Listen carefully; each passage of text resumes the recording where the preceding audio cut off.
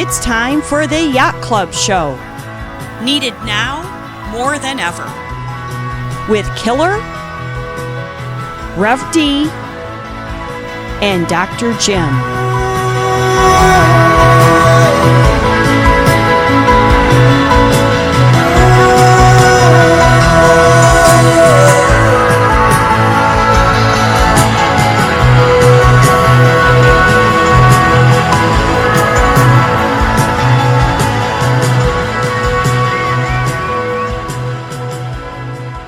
Well, welcome back to the Yacht Club Show.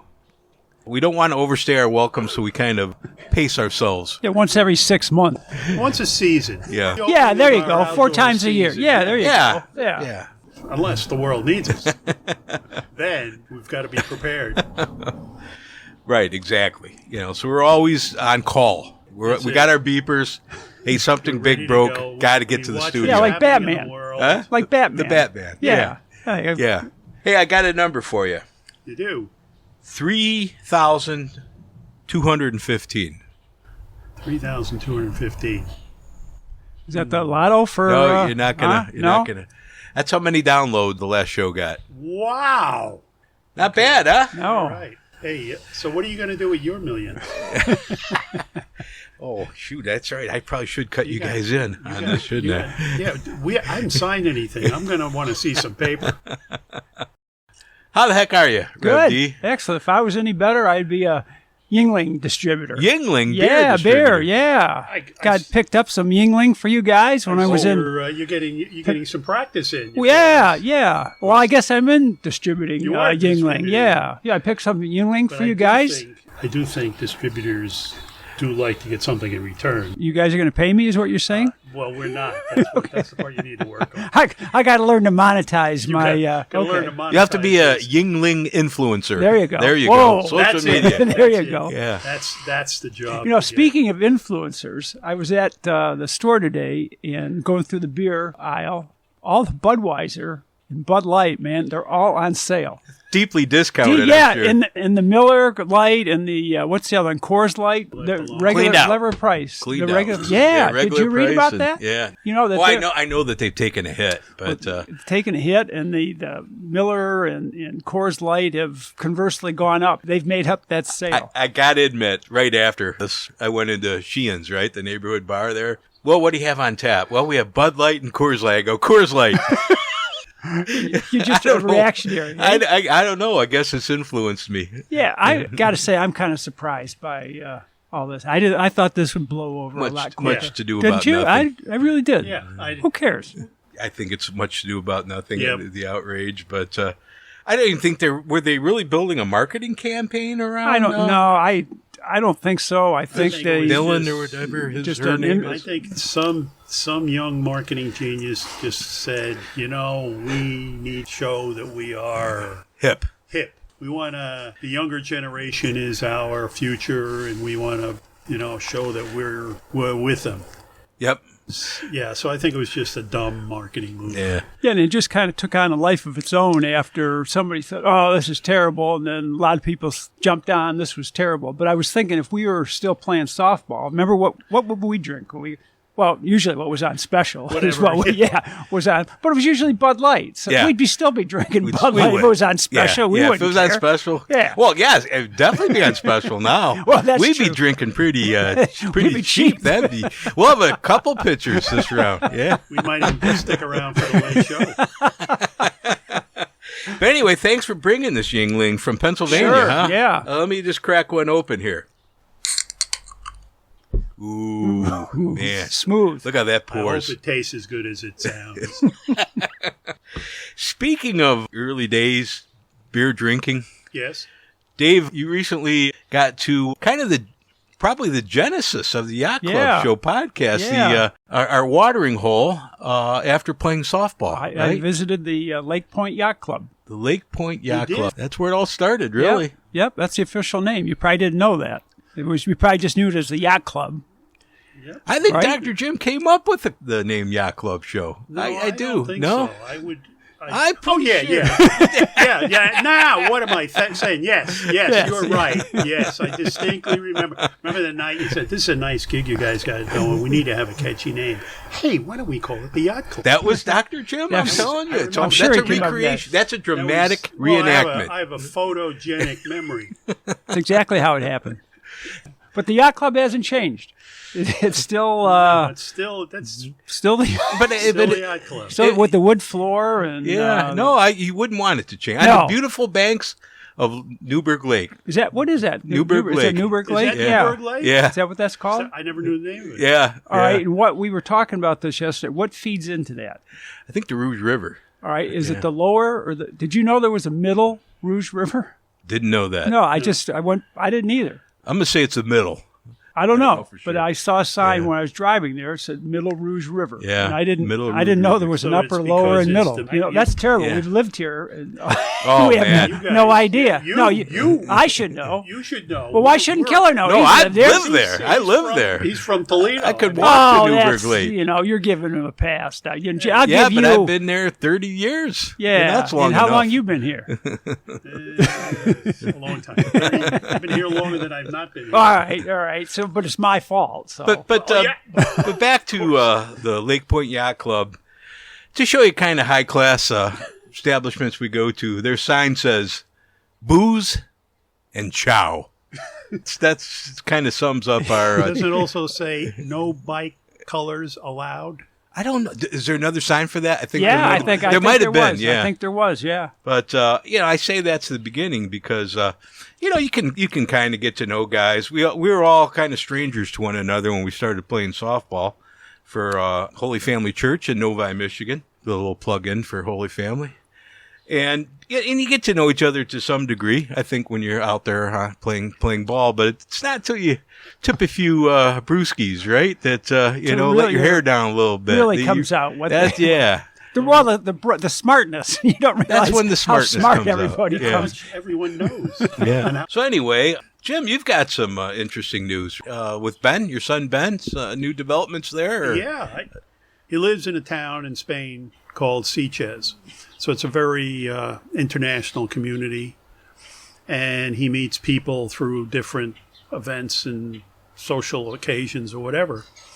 He met this guy who he's from Sweden. He turns out he has a band. A rock band. But prior to that, he has basically his main business is he's a record producer and record promoter. And he used to front a rock band. And he was like the warm-up group for a lot of big names. Yeah. Yeah, and his name is Tobias Gustafsson, or however the Swedes pronounce it. Mm-hmm.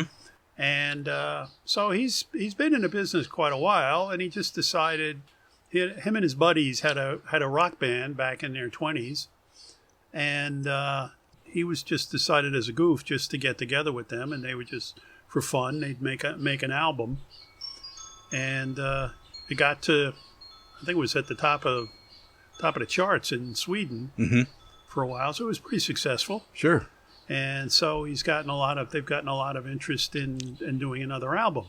So anyway, he met Ben. And the name of the band is? The name of the band is Nestor. N as in Nancy, ESTOR. So, and they're on YouTube, and you can sort of see what they're... Sure. I think they're about. considered progressive metal. At least that's been their influences. Bands from the mid to late 80s. Yeah.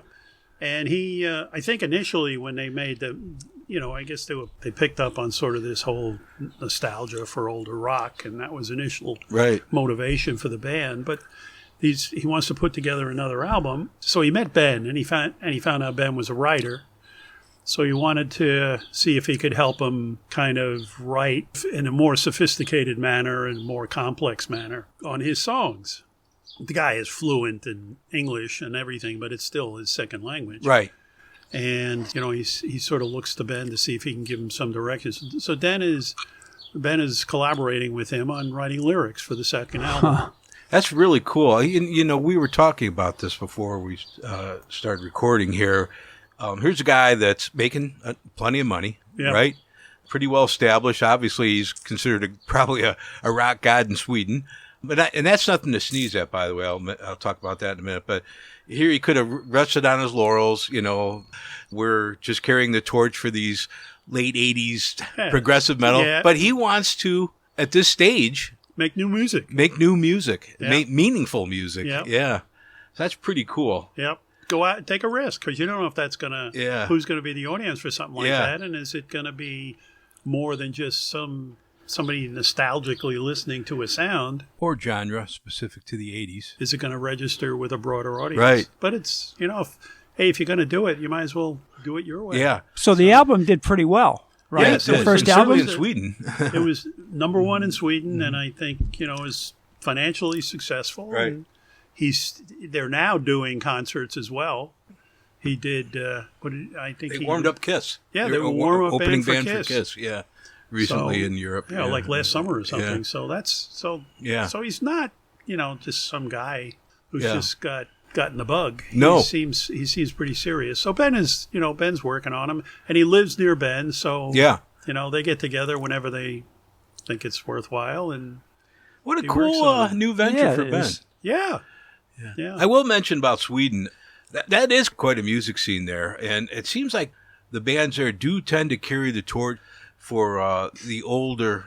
For example, I was familiar with a band called The Soundtrack of Our Lives that really channeled 70s music, The Who, kind of the rock gods of the 70s. And now Nestor is carrying the torch or channeling these progressive metal bands. Thank goodness for Sweden. They're keeping these genres alive when, the rest of the music industry has kind of moved away from it. So, God love them. Hats off. Hats off to Nestor. It is kind of music is just really strange to me.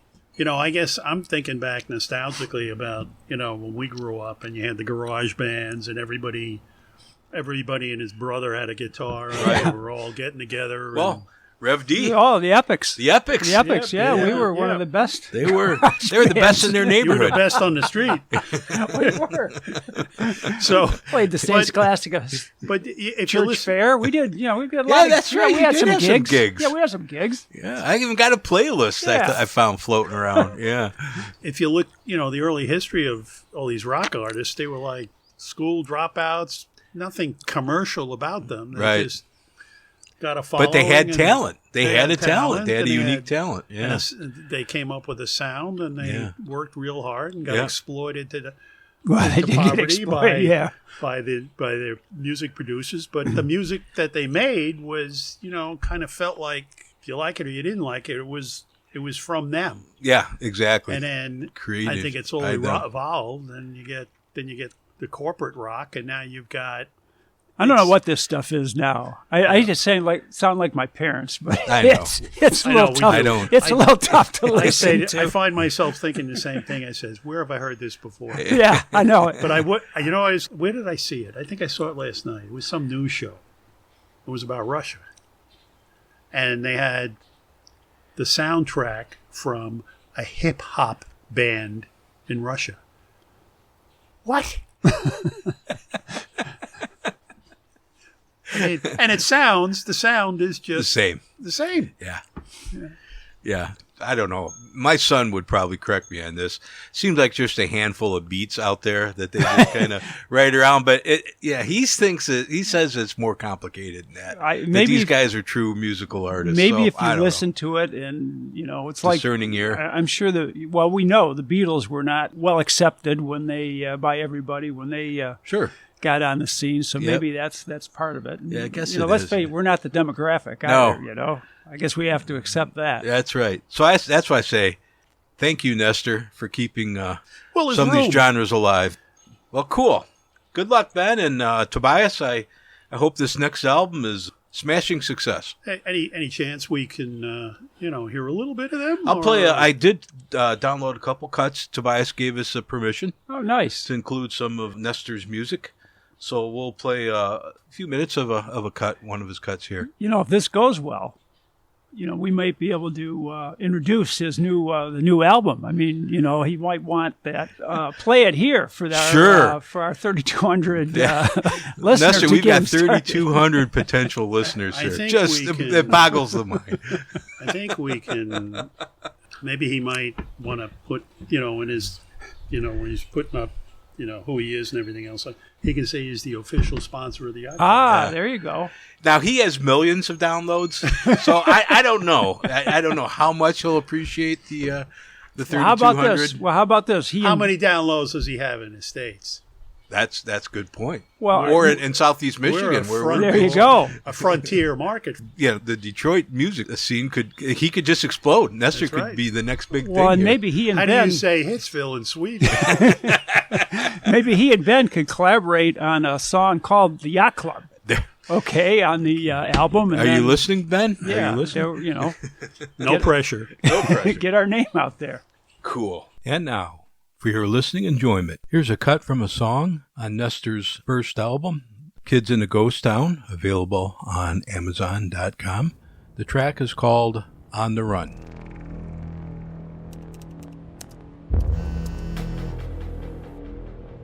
Nej, men jag sa till dig att jag kommer inte hinna.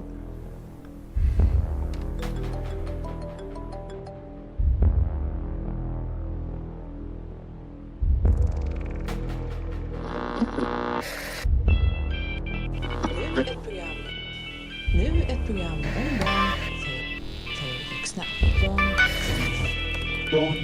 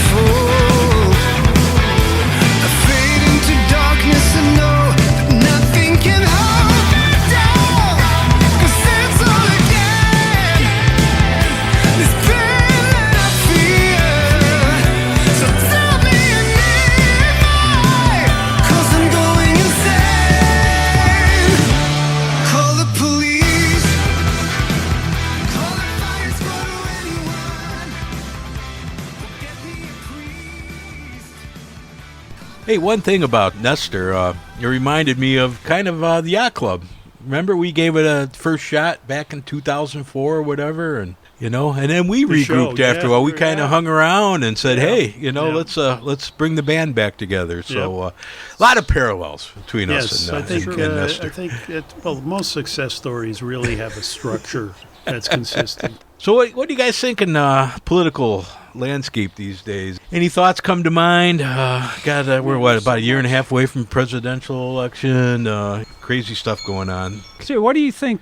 You've been reading, I'm sure, about Russia and Ukraine, and who knows what is really happening there as far as who's winning, losing, or how it's going to end. But do you think Putin sits back now and when he has his vodka at night and says, maybe this wasn't such a good idea? What do you think his thoughts are? I think so. I think he's right now. I think he's like the dog who caught the bus. Yeah. I mean, he's going down the highway at 60 miles an hour, hanging on for dear life. He's got this Wagner Group guy, Yeah, he's something else. He's set to take him out, and it's like I think he's, at this point, he's on a knife's edge. He's got people who will take him out, or maybe even close to it. Wasn't there a recent coup attempt? I don't know if they've talked about it. I don't know if something has actually happened. I think he's still. Well, that's true. You don't know. It's some of this stuff just gets to be rumor and innuendo or wishful thinking. I don't know that it's. I think it really boils down to is what do the Russian people believe? They believe him hook, line, and sinker. He's got 85% approval rating. Well, although you wonder how. Well, what do the Russian people really believe? I think they don't care as long as they, it doesn't really affect their day-to-day lives, which it's not, because everybody's avoiding doing anything within Russia. Well, it's their sons and husbands and stuff that are getting slaughtered. But they're grabbing all those poor country people and out in Siberia and all those places. They're not drafting Muscovites. No.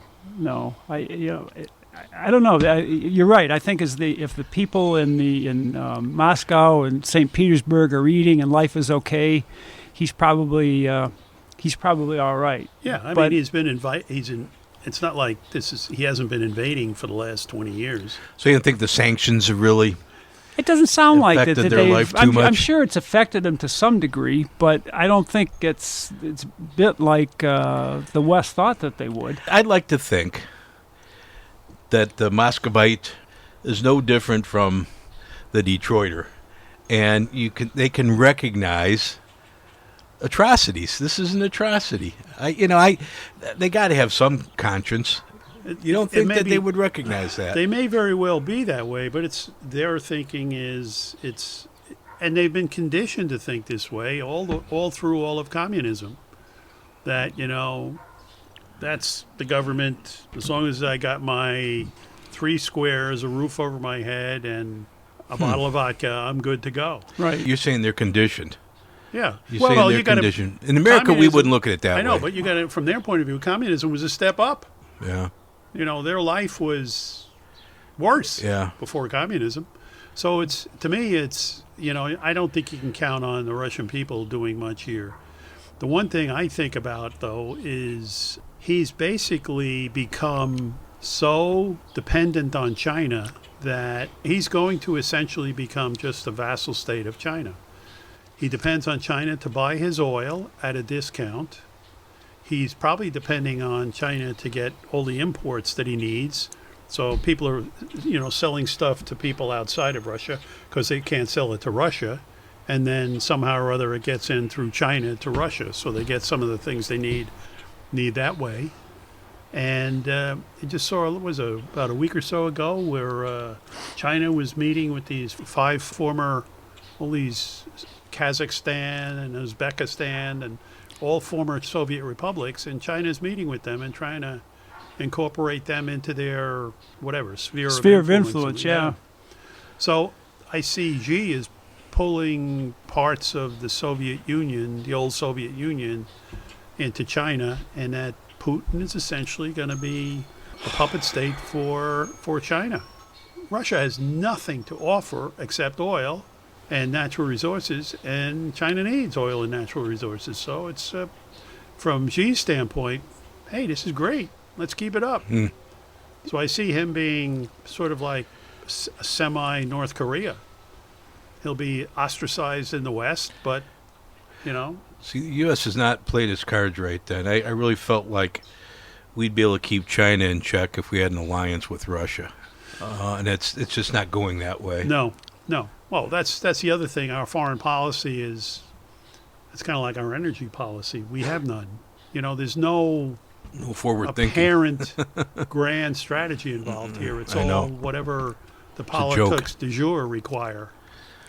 Yeah, so that's scary. A Russia-China alliance. But I think. See, the thing is, I think at least Xi is a rational actor. I don't think he's. Yeah, he wants to conquer the world, but he wants to be a part of the world at the same time. Yeah, well, he's got it to I think for China to survive, he has to be part of the world. I mean, they've got to ship things out. They have to have exports. And so if everybody not doing business with China, he's kind of smoked. So he's walking a fine line with. Yeah, I don't think he's got any grand delusions about. So Putin to me is delusional. He's got this. He's the new czar, and he's got some comic book version of what Russia used to be in his mind, and he's going to replicate it. I think with China though, China is looking to be the dominant power in whatever part of the world they can. I look at it like a monopoly board. So one of the things, so you think about monopoly, you start at Go, and you go across here, Baltic and whatever, and all the way up to the light blue one. Mm-hmm. So right now, he's getting all these penny ante monopolies over here, which are fine, but they're not really going to change the game. It's not until he starts to get over here. Over here, you have the West.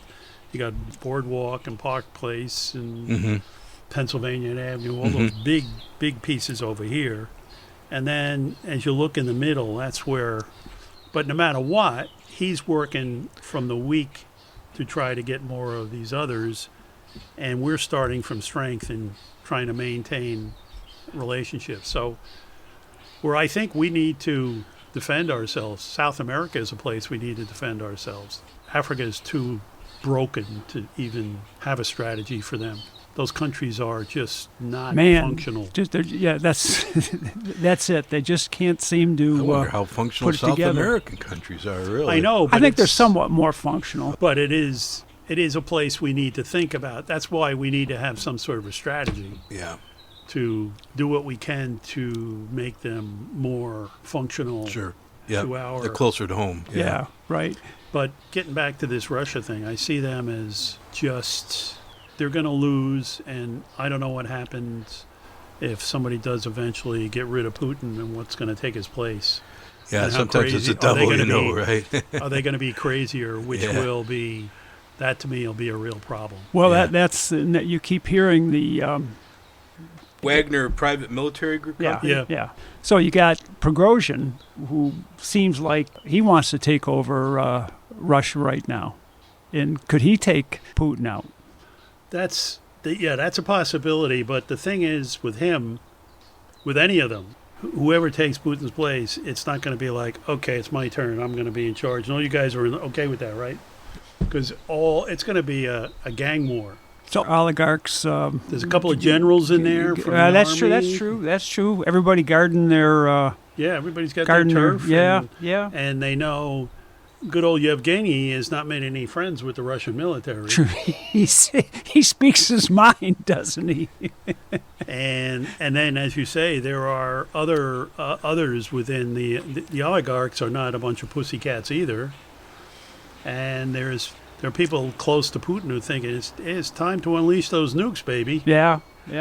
So I think it's going to be crazy when he goes. In the meantime, I'm not sure how patient these people are going to be as they become more and more dependent on China or subservient to China in what they can do in their place in the world. Right. And I think China, there's a limit to what they can do and still be part of the world economy. Right. There's only so much I think that they can back Russia, and correct people will accept. Right. They're going to back Russia just enough to keep Russia on the line and Russia keep as everybody else happy. As a thorn in our side. Yeah. They'll do with Russia what they do with North Korea. They keep North Korea propped up because we find them very, very annoying. And they'll keep Russia propped up just because it's sort of like ties us up a certain portion of our focus and gives them more latitude in other parts of the world.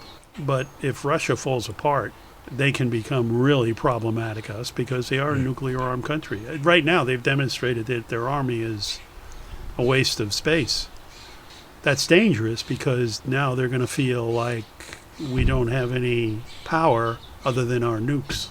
This is why, this thing with our own election it's not a small matter.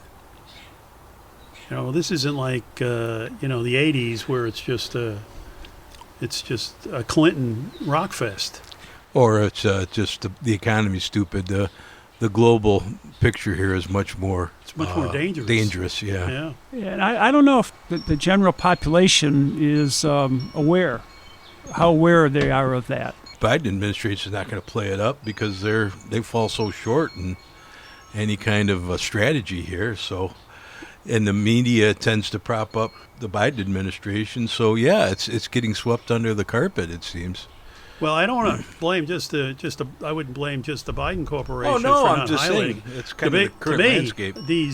These Republicans who are questioning whether or not we should continue to support Ukraine, I mean, they must have been dropped in their head recently.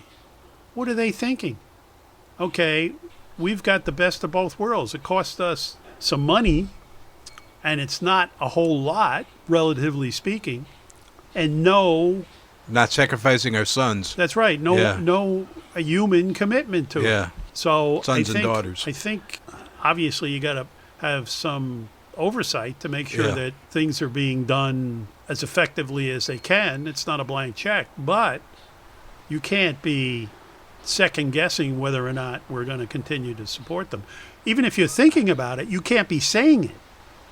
Well, and I have not heard a good reason to not support Ukraine. Right. Other than I think, it's kind of like it's Biden's idea, so let's be against it. That's the only thing that I've heard. I haven't heard a good reason not to. State of politics. We should use that money to invest in America. What the heck does that mean? I just, it's part of not having a well thought out strategic plan. Well, you know what? It just struck. Our plan is, how do I get elected? That's it. That's the whole plan, and everything else is just kind of details. It's true. You know? Yeah, that'll be fixed when we are in total control of all of the government. Right. But you're never going to be in total control of all the government, no matter what side you're on. So what do you do then? The goal is to just make sure we get in total control of the whole government. It's insane. We're at a critical juncture. It is. That's why we need the Yacht Club more than ever. We do. Well, that's probably why our numbers are going up. We're asking the tough questions. We're asking and giving answers. We don't just ask questions. We give answers. We don't know where they come from, but we can't even have an adult conversation about anything because, as you said, it's all like there are no adults to have a conversation. It's all Jim, okay, we need to have a conversation. I don't care what it is. It's the economy. It's it's energy. We need to have a conversation. And it never happens. They have the conversations like everything's like The View. Having a conversation on The View. Yeah. So what's the conversation? Well, this is what I think we should do. The end. I think it's a wrap. There you go. Good show. One thing I wanted to talk. I don't know if it's time for this or if this is for another time. It's this Democrat primary. Now the Democrats have been all in a tizzy for the last at least 2 years about voter suppression. Right? Right. The Republicans are suppressing the vote. Yeah. And just plain all sorts of nefarious things. And here we have the Democrats, where the majority of Democrats say, no, thank you, Joe Biden. Thank you for your service, but it's time for you to retire. A majority of the Democrats, not a polluted Republican biased poll. It's the Democrats who are saying, we don't want you to be president. And the Democrat Party is suppressing the primaries, not permitting other options to be offered to... this is another show. All right, so we'll save this for the next show, eh? So we'll have to get together sooner than later. Yeah, I think that'll be good. This next time. That'll be good. And you're going to have to find some more Nestor for us the next time, too. Yeah, that's right. All right, well, gentlemen, as always, Pleasure is all mine. To be in the presence of such great minds. Wow. You don't get out much, do you? Led a very sheltered life. Really? Until next time, and hopefully it'll be soon. This is the Yacht Club Show.